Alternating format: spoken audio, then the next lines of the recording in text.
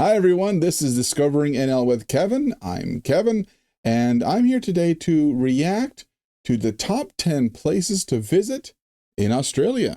Now, those of you who have been checking the videos I've been uploading, you know that I love the top 10 stuff, right? I've done top 10 facts about Newfoundland, top 10 recognizable people. I've done top 10 words and phrases. So this one here, I'm looking forward to doing. I have been told so many times that Newfoundland is the Australia of Canada, and I reached out to my research team and asked for some help in finding a video I have yet to see. Full disclosure, all I know about Australia is I love their accent. They have lots of kangaroos. I love Steve Irwin, and the Australian Zoo, and the Sydney Opera House. So there's not a lot that I really do know about Australia. Aside from, those kind of, I guess, mainstream facts. Oh, and Crocodile Dundee. Loved him as well. So very, very much looking forward to reacting to this video. This is a video I did find on YouTube. I cannot wait to watch it and react. And hopefully if you're from Australia and you're watching me as I watch this video, you can let me know in the comments below some of the stuff that maybe they missed that you think is great about Australia. So without further ado, let's just take a look and see what we got here. All right. Move over here out of the way a little bit. So we're going to watch this together. This is my absolute first time watching this. So I'm really hoping it's going to be a good one. My research team tells me it's a beautiful scenery, lots of great things to see. So we're looking forward to that. So without further ado, here we go. What's up, guys? My name is Ryan, and I recently returned from exploring down under, and I want to share with you my favorite gorgeous. So here's my Australia. Right off the bat. Wow. Wow, that is beautiful. The water, I don't know what that was they were jumping from there, like that. That is so friggin' cool. I love that. The water is absolutely beautiful. Wow, I'm already blown away by this. We have a lot of, obviously, I live on an island. We have a lot of water here. But it's not like this. It really isn't. It's, Atlantic salt water. It's cold. It's, not so pristine and pretty. I love that. I want to share with you my favorite places. So here's my Australia top. Now this looks a lot like what I'm used to seeing in Newfoundland. We see a lot of these cliffs and hills and, things like that, especially on the west coast where I live in Newfoundland. You'll see this up towards Grossmorn and in around the Humber Valley and behind Marble Mountain. So this I'm familiar with that scenery, but it's still absolutely stunning. I love it. Top 10.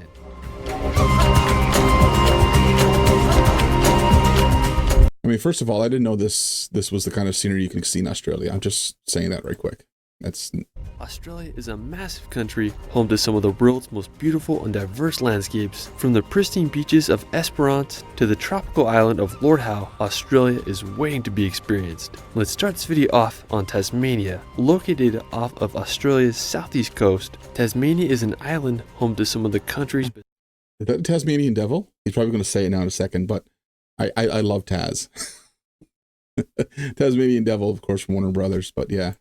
Nature and wildlife. I spent a few days road tripping Tasmania, and I was blown away by the beauty of this place. One of the main reasons I wanted to come here was to visit Cradle Mountain. It's located in the Central Highlands of Tasmania, and the area is part of Cradle Mountain Lake St. Clair National Park, and it's home to some of the most beautiful scenery in Tasmania. What really drew me to the area is the wombats. They're the cutest animals I've ever seen. That is cute. There's this place called Ronnie Creek where you could go on these raised walkways, and we saw at least 20 wombats. I mean, it was so beautiful. That's what it is, a wombat. We talk about nature ASMR.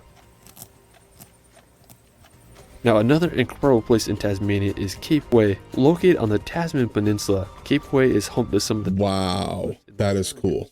You can reach it by a 10-kilometer hike, but we decided to take a... Like those columns that go up on the cliff edge there. I mean, like I said, we have a lot of cliffs and waterside, but that's new. That is different.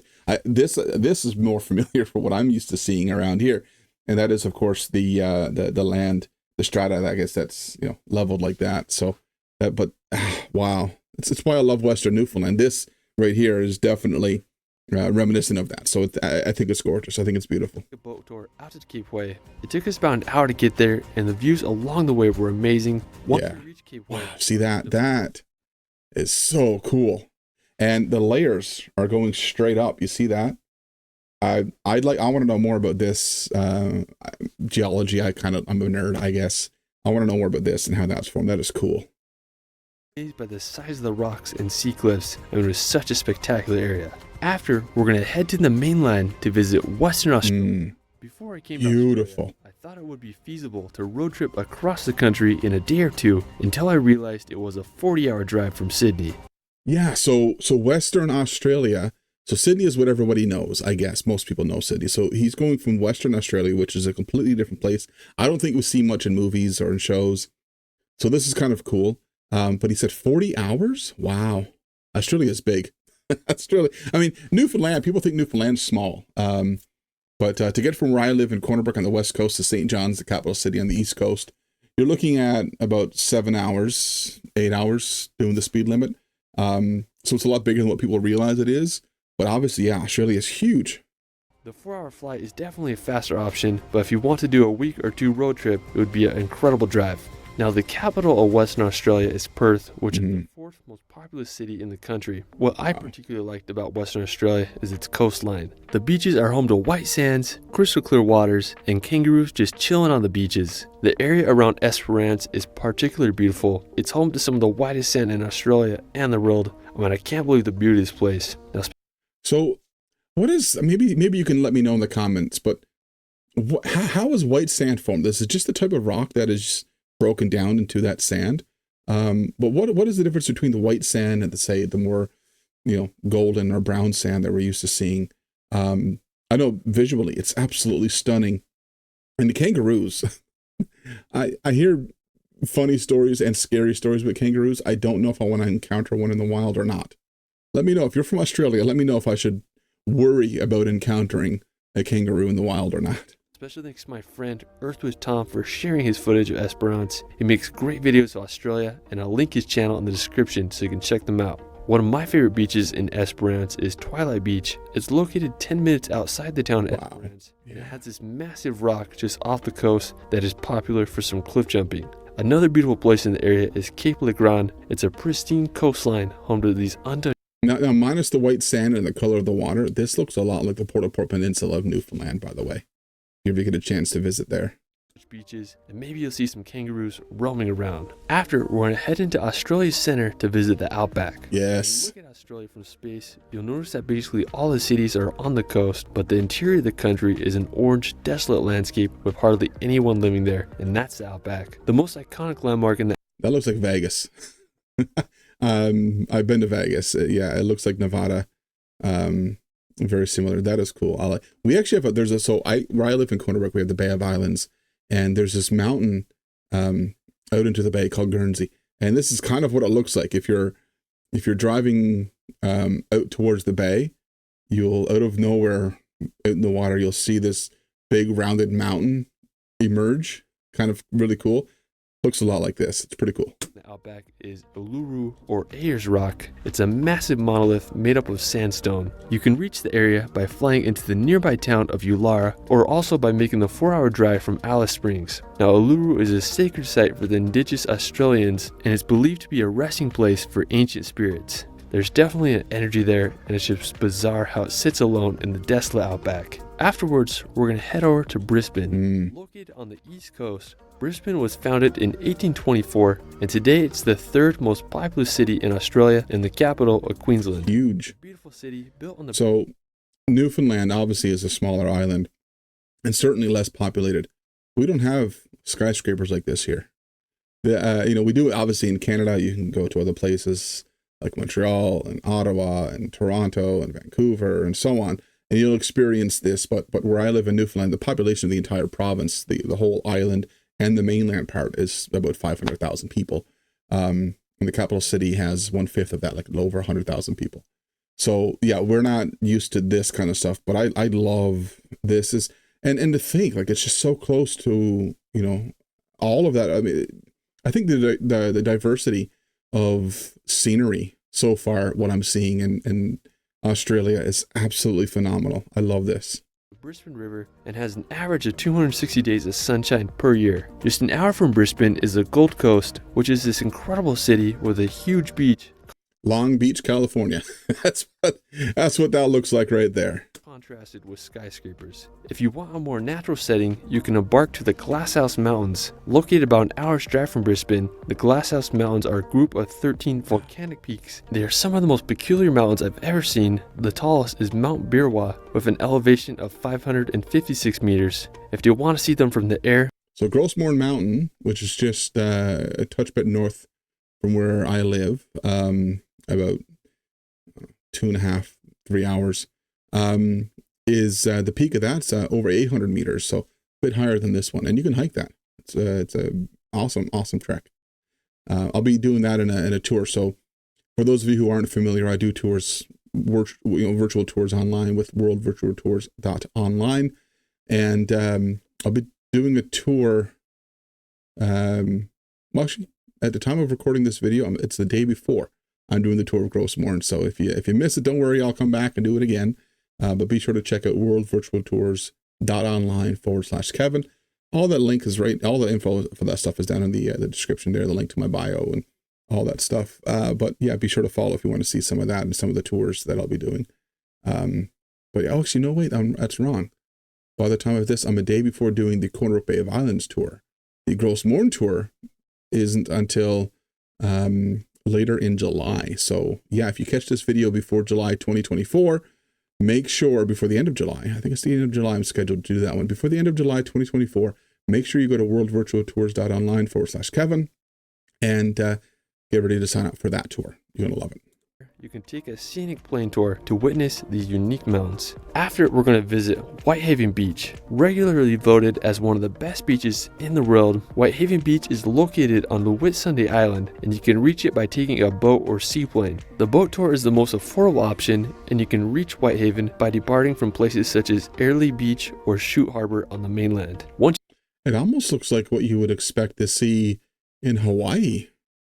Once you arrive at Whitehaven, you'll be amazed by the surrounding scenery. The sand is made up of silica, giving it its white color, and when combined with the blue ocean water, it creates this swirly turquoise mix. It's so beautiful. It's just incredible to look at. You can get an elevated view of the area from the Hill Inlet Lookout. I mean, this place is on another level. Another incredible destination on the nearby mainland is Cape Hillsborough National Park. Now, when I imagine Australia, kangaroos on the beach always come to mind, and Cape Hillsborough is one of the best places in the country to see them roaming on the coast. If you want the best chances of seeing them, you can wake up around 5 a.m. to witness the kangaroos and wallabies on the beach for sunrise. I mean, it's such an incredible setting with the rising sun and the kangaroos feeding on the mangrove sea pods and seaweed.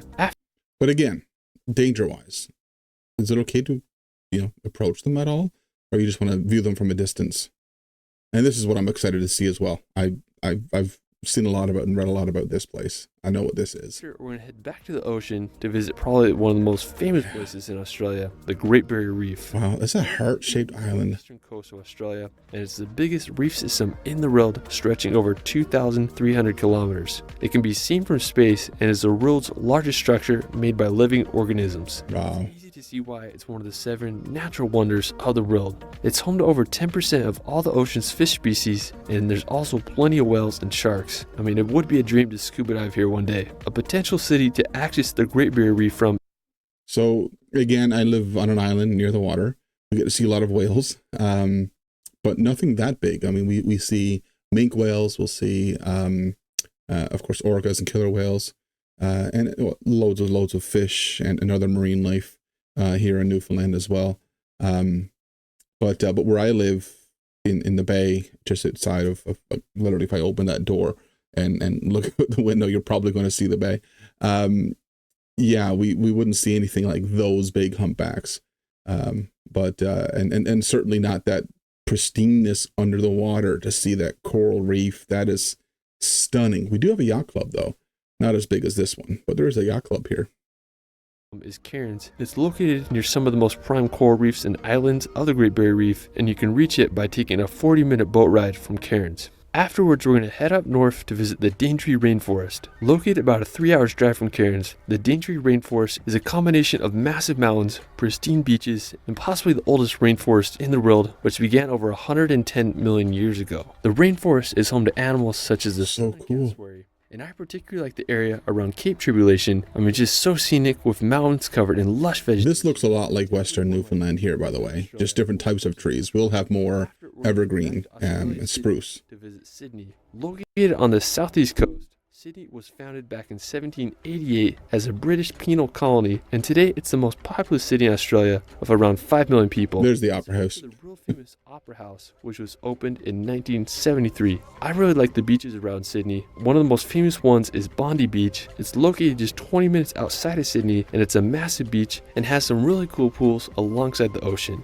Just down the coast is also Bronte Beach. It's smaller than Bondi Beach, but has That almost looks like the waves can go up and into the pool. I wonder if those pools are like chlorinated kind of pools, or are they actually just pools, walls built around what's already ocean water? That's kind of cool. I like that. has its own charm, and there's this really cool public pool called Bronte Baths that you can get in if you don't want to swim in the ocean. A beautiful place outside of Sydney is the Blue Mountains. They are located about an hour and a half's drive from Sydney, and it's this incredible mountain range that has a famous distinct color due to a combination of eucalyptus oil droplets from the forest combining with water vapor and dust, creating a blue hue. A great lookout point in the mountains is from the Three Sisters. It's only a short walk to the lookout, and you get an amazing view of the rock pinnacles and the mountains. That is beautiful scenery right there. Head to Melbourne. Located in the state of Victoria, about a 9 hours drive from Sydney, Melbourne is the second most populous city in Australia and was... Hold on a second. He just said state of Victoria. So am I to assume? I don't know. I'm sorry. Is Australia broken up into states? Like in the United States of America and Canada, we have provinces. I don't know why I've never thought of that. I've never considered Australia being broken up like that and having those regions of other provinces or states. Is that naive of me? Let me know in the comments. Tell me. I want to learn more about Australia. World's most livable city 7 years in a row. There's a lot to do around Melbourne, such as taking a drive through the scenic Black Spur Forest. One of the most famous places in the area is the 12 Apostles. Located about a 3 hours drive from Melbourne, the 12 Apostles is a set of limestone sea stacks. There was originally 8 of them, but one collapsed in 2005 due to the constant erosion of waves and wind. While you're there, you can marvel at the stacks from the boardwalk and many viewpoints. For our final destination, we're going to visit Lord Howe Island. Located in the Tasman Sea between Australia and New Zealand, you can reach Lord Howe Island by taking a 2-hour flight from Sydney. The island is just insanely beautiful. It's called the Hawaii of Australia, and after visiting it, I understand why. There can only be 400 tourists on the island at a time, and another interesting fact about Lord Howe is... So there's an actual limit of tourists that can be there. I mentioned earlier that I thought one of those places, locations, looked like it could be considered the Hawaii of Australia, but he's saying this, and I can see this too. This kind of looks like maybe it was a volcano at some point in that area. But it looks really cool. That cove look, I love that. There's a place just outside of Corner Brook in the Bay of Islands region called Bottle Cove. And it's almost like a smaller version of this. And Bottle Cove is absolutely stunning. You get to watch the sunset, like when the way the shape of the cove is. So if you're on the beach, the cove comes out, and then there's 2 mountains that kind of meet like this with a space where you can come in and out on the water, and the sun sets right between the 2 of them. It's so beautiful. It's so cool. Is that it's the largest island ever to eradicate all its rats, which in turn has allowed the birds and wildlife to flourish here. One of the main reasons I wanted to go to Lord Howe Island was to visit Ball's Pyramid. It's the tallest sea stack in the world with a height of 572 meters. It's one of the wildest rock formations I've ever seen, as it sits alone in the desolate ocean. Now, to get to Ball's Pyramid, it was about an hour boat ride from Lord Howe Island. We went with this tour company called Reef and Beyond Eco Tours, and it was an adventure getting there. We boated around the entire sea stack, and I was just baffled by the scale of this place. I felt like Jack Sparrow discovering a treacherous island. We were going to snorkel in the water, but the sea was too rough, so it wasn't possible. After exploring Ball's Pyramid, we headed back to Lord Howe Island and got some incredible views on the way. While we were on Lord Howe, we had bikes to get around, and we did some great hikes. One of my favorites was Malabar Kim's. There were some incredible views of the sea cliffs. And then we walked on the ridgeline to Kim's Lookout, and we were able to get an amazing view of the full island. I mean, this place is paradise. Another one of my favorite things that we did on the island was snorkeling. Lord Howe is home to the southernmost coral reef in the world, so there's tons of great snorkeling spots. We went to Ned's Beach and had a great time swimming in the warm, clear waters. We saw plenty of fish. I know that Australia has seasons opposite to where I live. Of course, we're on different hemispheres, north and south. But there's Australia, like I'm looking at this scenery here at the coral reef, at this beautiful beaches. Do they get winter, like a lot of snow in those areas? Is there, because there's a desert there as well. Like I'm wondering in terms of climate, what is Australia like? Is it warm all year round? Let me know in the comments. Tell me if you're from Australia. Let me know what it's like there all year round temperature wise. I think you guys go by Celsius, like we do here in Canada. So I know in the summertime where I live in Newfoundland, we can see probably at most 30 degrees Celsius with a bit of humidity. At most, though that's not the average. And in the winter time, we'll probably see, again, at most, maybe negative 20 degrees Celsius. But yeah, let me know what it's like in Australia and how it's different from here, because I assume it is, just based on the marine life that I'm seeing. I don't think you would see that if the waters were cold or whatnot. But yeah, let me know in the comments. Fish and a few sea turtles. Now for sunset, I love going down to Lagoon Beach to watch the sun light up the mountains of Lord Howe. Places don't get more perfect than this island. Well, that is it for my Australia top 10. I'm barely scratching the surface. They're so cute. Seeing this incredible country, so I'll be back for part 2. Let me know where your favorite place is in Australia in the comments below. You can find me on Instagram and TikTok at shirley.films. It's Ryan, and we will see you later. Ryan Shirley on YouTube. Be sure to check him out. Man, that's great. Wow, that is phenomenal. Ryan Shirley on YouTube. That was his video. All right. There you have it. That was my reaction to, I guess, the top 10 places to visit in Australia, according to Ryan Shirley. So be sure to check out Ryan Shirley on YouTube. This is his channel here. And he's got some really cool videos on there for traveling and places to go. I wonder if he's done, I don't think he's ever done Newfoundland. I bet he hasn't. Oh, he's come close to Iceland. But we just finished watching Australia one, several more. Maybe I'll check this guy out a bit more and react to some of those places that he's been to. But be sure to check him out on YouTube. And yeah, let me know what you think about that video. In the meantime, be sure to click on the link down below for all my social media stuff. Follow me on those platforms. Make sure you definitely are following and looking into the tours that I do with worldvirtualtours.online, and be sure to join me on the next virtual tour. If you've never been on one, I can tell you this much for those of you who, especially those of you who aren't able to travel, or some of you who are kind of curious as to whether or not you want to go to these places, it's a great way to start and learn. Every tour on that platform, worldvirtualtours.online, is free, including the ones I give. So there's no need to worry about cost or affiliated with any kind of a fee. 100% free. So be sure to check that out and join me on my next World Virtual Tour here in Newfoundland in Labrador. Of course, this is Discovering NL with Kevin, and I hope to see you on the next virtual tour. Until then, folks, bye for now. Did you enjoy that video? Well, be sure to subscribe to the channel so you didn't miss out on any of our future videos. Also, check out this one right here. This was a good one. You might enjoy that one, or maybe that one there is more your style. Either way, check them out and enjoy.